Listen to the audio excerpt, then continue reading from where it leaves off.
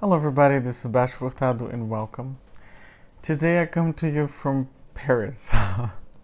I'm in Paris again.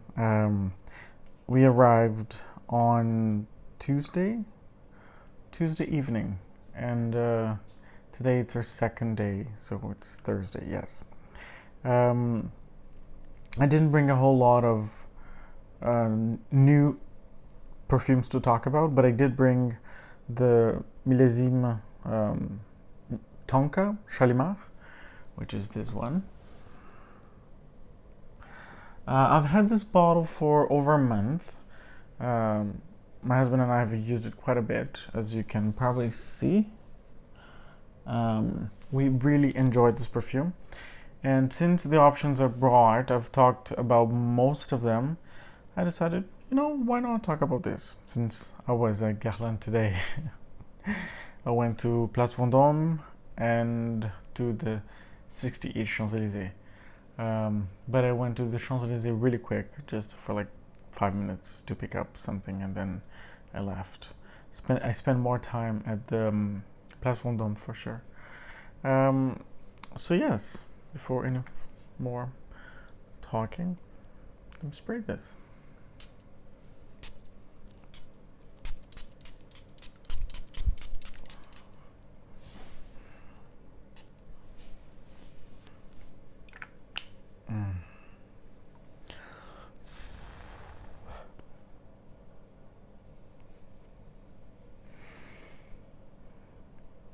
Okay. For those of you who know, Shalimar is it's a very classic perfume from originally from 1925. However, it was actually supposed to be released in 1921, but there was an issue with the name Shalimar, and so there was a trademark issue, and Guerlain fought in court with, I don't know what brand it was, that also had something that was named Shalimar at the time, and for 4 years until it was released, until they won the case, and in 1925 they released it as Shalimar. But from 1921 until 1925, it was still sold, but under a different name, which I cannot recall right now. But it was available under a different name. And in 1925 started being sold as Shalimar, as it was originally intended to be called. So it's a very animalic, dense, ambery, leathery, lots of vanilla, lots of bergamot.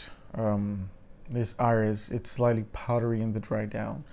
It's one of the very true Orientals, as they were called, and that term's now being phased out. And it's a beautiful, beautiful perfume. It took me a long time to fall in love with the classic Shalimar, Eau de Parfum. I don't have the Eau de Toilette. I only have I have a bunch of the flankers, actually, of Shalimar. I have the Souffle de Parfum, I have the Extract, I have a Souffle d'Oranger, which is one that with lots of orange blossom in it, which is quite beautiful, and a few others. Shalimar Cologne, Eau de Shalimar. I really love them all. I have the one from last year, which I don't think I've talked about. I actually don't think I've talked about Shalimar at all. So I'm talking about this one first, but eventually I will come back talking about the classic ones, Eau de Parfum. So for those of you who know the classic Shalimar, you know that it opens with a big blast of bergamot, which lasts for a little while, and then the kind of leather / civet starts coming out. Very animalic. And then you get the vanilla, but the vanilla in Shalimar is not, the vanilla cupcake kind of vanilla. It's a very dense, syrupy, dark, kind of burnt sugar burnt vanilla.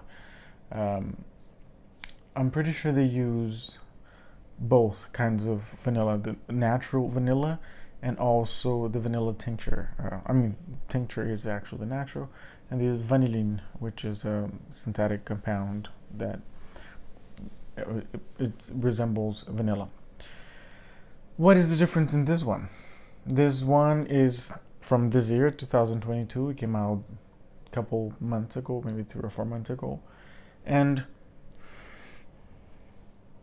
the major difference in the opening is that I don't get bergamot. It opens up with this huge blast of tonka bean, which brings Tonka Imperial to mind right away. It's impossible not to think of Tonka Imperial when you smell this perfume. It's like a breed of Tonka Imperial from Guerlain, the La Matière, and Shalimar, Eau de Parfum. Between this one and the one from last year, which was the vanilla, I prefer this just because it resembles, not that it resembles, but it has more of the Shalimar DNA in it, to me. But there isn't a whole lot. Every time I wear this perfume, again, even less Shalimar, but it's still here. Yeah, it's here. It's it's behind the curtain of Tonka Imperial. It's pretty much how I see this perfume. It's a big, veil of Tonka, which makes me think of Tonka Imperial, and then right behind it there's Shalimar peeking through. That's pretty much it. It's a very delicious, Tonka, which it's pretty much very much the same as Tonka Imperial. So for those of you who have a difficult time with Shalimar, think that it's a challenging perfume, because it can be. Shalimar, I believe, is one of those perfumes that it chooses the wearer over instead of the person choosing to wear Shalimar. It's one of those perfumes that can really be a challenge, especially the Eau de Parfum. I find my favorite iteration of Shalimar is the extract, which I brought over with me, and I might talk about it actually next week and compare with this. I'll do that, yes, since I'll still be here in France. And yeah, if you have a hard time with the classic Shalimar, you like something sweeter, less animalic, less leather, less yvette, less bergamot, try this. You might like it. Yeah. But if you're someone who adores the classic Shalimar and think it's perfect as it is,